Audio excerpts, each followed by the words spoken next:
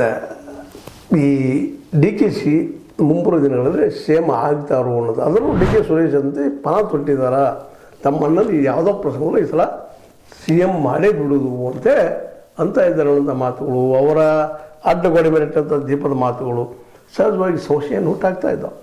ಹೀಗಾಗಿ D K she ಅವರು ಹಿಂದಿನಷ್ಟು ಇವತ್ತು ಬೀಕಿಲ್ಲ. ಯಾಕಂದರೆ ಜೊತೆಗೆ ಶಾಸಕರು ಗುರುತಿಸ್ಕೊಳ್ತಾ ಇದ್ದಾರೆ, ಗಟ್ಟಿಯಾಗಿ ನಿಲ್ತಾ ಇದ್ದಾರೆ ಅನ್ನೋ ಸುದ್ದಿಗಳು ಬರ್ತಾ ಇದ್ದಾವೆ. ನಿಜವಾಗಿ ಗಟ್ಟಿಯಾಗಿ ನಿಂತರೆ ಒಂದು ಸ್ವಲ್ಪ ಹೋಪ್ಸ್ ಇನ್ನೂ ಹೆಚ್ಚಾಗ್ತದೆ ಡಿ ಕೆ ಶಿ ಅವರಿಗೆ. ಆದರೂ ಡಿ ಕೆ ಶಿ ಅವರು ಎಲ್ಲಿವರೆಗೆ ಇನ್ನೂ ಮುಖ್ಯಮಂತ್ರಿ ದಂಡನೆ ಹಿಡಿದಿಲ್ವೋ ಅಲ್ಲಿ ತನಕ ಈ ಸಂಶಯ ಮಾಡ್ಕೋತ ಹೋಗುವಂಥದ್ದು.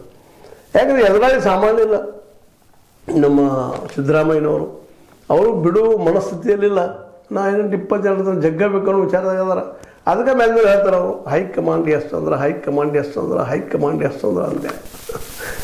ಹೈಕಮಾಂಡ್ ಎಷ್ಟು ಅಂತದ ನಾನು ಪ್ರಶ್ನೆ ಮಾಡಿದಾಗ ರಾಹುಲ್ ಗಾಂಧಿಯವ್ರಿಗೆ ಅಷ್ಟಕ್ಕೆ ಅದ. ಒಂದು ವೇಳೆ ಸಿದ್ದರಾಮಯ್ಯನ ಹೊರ ಹಾಕಿದ್ವಿ ಅಂದ್ರೆ ರಾಷ್ಟ್ರ ಮಟ್ಟದೊಳಗೆ ಒಂದೇನಪ್ಪ ದೊಡ್ಡ ಭೂಗಲ ಹೇಳ್ತದೆ.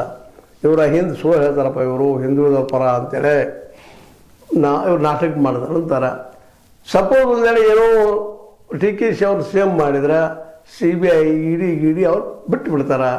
BJPಗರು ನೋಡಿಲ್ಲ, ಅಜಿತ್ ಪವಾರ್ ಈಗ ತಿಳ್ಕೊಂಡು ಮೊನ್ನೆ ಅವ್ರ ಈ ಇಡಿ CBI ಗಂಡಸೆ ಹೊಳ್ಕೊಂಡ್ಬಿಟ್ಟಿದ್ರು.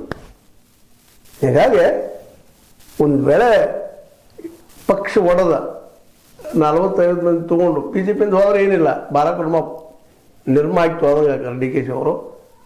ಇಲ್ಲಪ್ಪ ಅಂತಂದರೆ ಕಾಂಗ್ರೆಸ್ಸಿಗರು ಏನಾದರೂ CM ಮಾಡಿದ್ರೆ ಇವರಿಗೆ ಹೆಚ್ಚು ಕಡಿಮೆ ಭಾಳಷ್ಟು